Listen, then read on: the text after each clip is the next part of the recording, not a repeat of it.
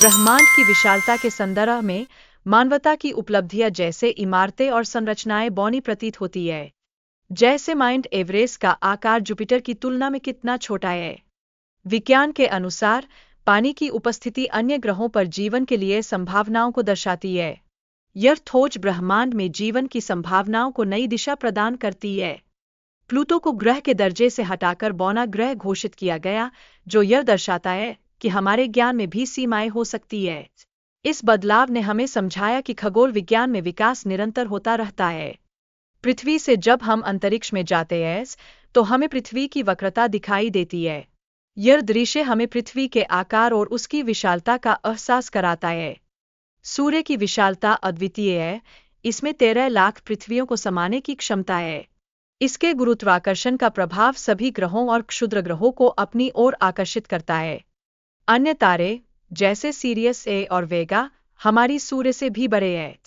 ये तारे हमें ब्रह्मांड की विशालता की एक नई परिभाषा देते हैं। यव स्कूटी और स्टीफनसन 218 जैसे विशाल तारों की तुलना में हमारा सूर्य किस कदर छोटा है, यह हमारे ज्ञान को और भी गहरा करता है। हेलिक्स नेबुला जैसे विशाल नेबुला की संरचना और आकार के बारे में जानकारी हमें ब्रह्मांड के रहस्यों के प्रति उत्सुक बनाती है। हमारी मिल्की वे आकाशगंगा की विशालता और उसमें स्थित तारे तथा क्लस्टर की संख्या पर चर्चा होती है। यह हमें ब्रह्मांड की विविधता का एहसास कराता है। आंद्रोमेडा गैलेक्सी हमारी मिल्की वे गैलेक्सी से दोगुनी है और यह तेजी से हमारी दिशा में बढ़ रही है। यह घटना हमें असंख्य ब्रह्मांडीय घटनाओं की याद दिलाती है। वर्गो सुपर क्लस्टर में लाखों स्थानीय समूह होते हैं, जिसमें हमारी मिल्की वे गैलेक्सी भी शामिल है। इस तथ्य से ब्रह्मांड की संरचना की विशालता का आभास होता है। हालांकि ब्रह्मांड की इस विशालता के बावजूद पृथ्वी पर जीवन का अद्वितीय होना हमें विशेष बनाता है। यह हमें हमारे अस्तित्व की महत्ता का एहसास कराता है। आकाश में चमकते तारे और ग्रहों ने लोगों में उत्साह का संचार किया, जिससे वैश्विक स्तर पर जश्न मनाया जाने लगा। इस बीच कुछ वैज्ञानिकों ने ओजोन स्तर में गिरावट की सूचना दी, जो कि इस अतिथि तारे की बढ़ती चमक से संबंधित थी। प्रारंभिक ब्रह्मांड में सुपरनोवा जैसी घटनाएं आम थीं, जो जीवन के लिए गंभीर खतरा उत्पन्न कर सकती थीं। नया टेलीस्कोप जीवन के संकेतों की खोज के लिए वातावरण का अध्ययन करेगा, जो वर्तमान टेलीस्कोप की सीमाओं को पार करेगा और पृथ्वी जैसे ग्रहों पर ध्यान केंद्रित करेगा। पिछले कुछ दशकों में खगोल विज्ञान ने अन्य ग्रहों की खोज में महत्वपूर्ण प्रगति की है, जबकि 1980 और 1990 के दशक में इस क्षेत्र में भारी संदेह और प्रतिकूलता थी। पल्सर जैसे अद्वितीय खगोलीय पिंडों की खोज ने ग्रहों की खोज को नई दिशा दी है, जो डॉपलर शिफ्ट तकनीक का उपयोग करते हुए ग्रहों की उपस्थिति का पता लगाने में सहायता करती है। पल्सारों का उपयोग ग्रहों की खोज के लिए अत्यधिक संवेदनशील उपकरणों के रूप में किया जाता है, जो अद्भुत जानकारी प्रदान करते हैं। 1995 में पहले ज्ञात एक्सोप्लैनेट की खोज ने खगोल विज्ञान में एक महत्वपूर्ण मील का पत्थर स्थापित किया और नई तकनीकों के विकास को प्रेरित किया। नासा के केपलर टेलीस्कोप ने 2009 में लगभग 3000 पुष्टि किए गए एक्सोप्लैनेट खोजे, जो ग्रहों की खोज के लिए एक महत्वपूर्ण उपकरण साबित हुए। केपलर 16b एक गैस दिग्गज है, जो शनि और बृहस्पति के बीच के द्रव्यमान का धारण करता है, और यह 245 प्रकाश वर्षों की दूरी पर स्थित है। ग्रहों की खोज में ट्रांजिट विधि सबसे सरल है, लेकिन यह केवल ग्रह के व्यास का अनुमान लगाने में मदद करती है, जबकि द्रव्यमान के अनुमान के लिए अन्य विधियों की आवश्यकता होती है। टेस ने अब तक 7138 संभावित एक्सोप्लैनेट्स की पहचान की है, और यह विभिन्न विधियों का उपयोग करते हुए ग्रहों की विशेषताओं को मापता है। ग्रहों पर ज्वारीय बलों का प्रभाव न्यूटन के नियमों पर आधारित है, जो ग्रह को खींच और दबाने के साथ ऊर्जा का संचार करता है। खगोलविदों ने पाया है कि इन दूर के ग्रहों के बारे में हमारी जानकारी बहुत सीमित है, फिर भी वे डेटा के छोटे टुकड़ों से महत्वपूर्ण निष्कर्ष निकालने में सक्षम हैं। जब जुपिटर जैसे ग्रहों का अध्ययन होता है, तो खगोलविदों को यह समझना होता है कि ये ग्रह अपने तारे के पास कैसे आते हैं और वहां कैसे गर्म होते हैं। खगोलशास्त्रियों ने अद्भुत विविधता के साथ अनेक एक्सोप्लैनेट्स की खोज की है, जो हमारे सौरमंडल से बिल्कुल भिन्न है। ग्रह निर्माण की प्रक्रिया का ज्ञान अभी अधूरा है, हालांकि युवा तारे और प्रोटोप्लैनेटरी डिस्क पर विस्तृत अध्ययन किया गया है। ग्रहों के निर्माण में भारी तत्वों की भूमिका काफी महत्वपूर्ण है, जो उन्हें बनाने के लिए आवश्यक कच्चे माल की आपूर्ति करते हैं।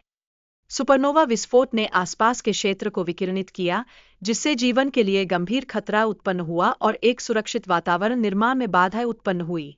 आधुनिक तारे और उनके ग्रहों के निर्माण के बीच के संबंधों को समझना आवश्यक है, क्योंकि भारी तत्वों वाली तारे बड़े और स्थायी ग्रहों का निर्माण कर सकते हैं। प्रारंभिक ब्रह्मांड में ग्रहों का निर्माण तेजी से हुआ, लेकिन जीवन के लिए परिस्थितियां अनुकूल नहीं थीं, क्योंकि उच्च ऊर्जा विकिरण ने संभावनाओं को कम कर दिया। ग्रहों का निर्माण सुपरनोवा के मलबे से हो सकता है, जो ब्रह्मांड में नई दुनिया बनाने के लिए विभिन्न प्रक्रियाओं का संकेत करता है।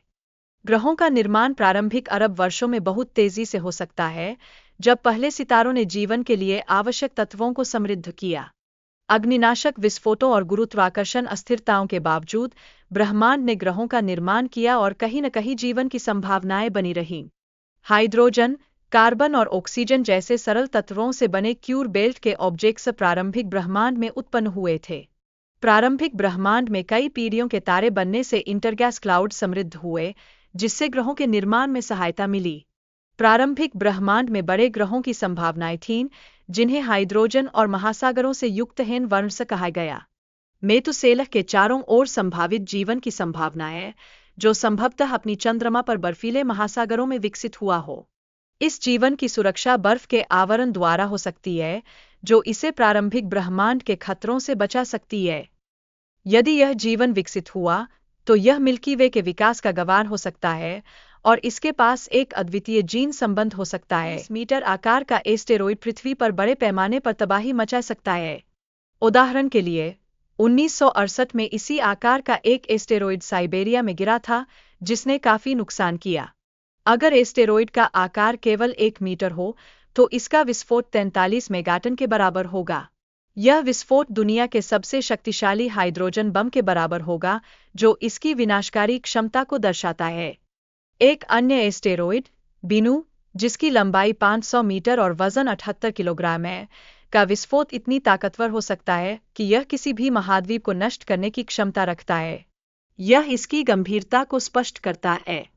इसके अलावा, क्षुद्र ग्रहों के पृथ्वी के करीब आने की घटनाएं 2060 और 2135 में देखी जाएंगी, लेकिन इनसे टकराने का कोई खतरा नहीं है। यह हमें थोड़ा आश्वस्त करता है। 2016 में, वैज्ञानिकों ने एक अंतरिक्ष मिशन शुरू किया, जिसने हमें हमारे सौर मंडल की संरचना के बारे में महत्वपूर्ण जानकारी दी। यह खोजें हमारे लिए नए राह दिखाती है।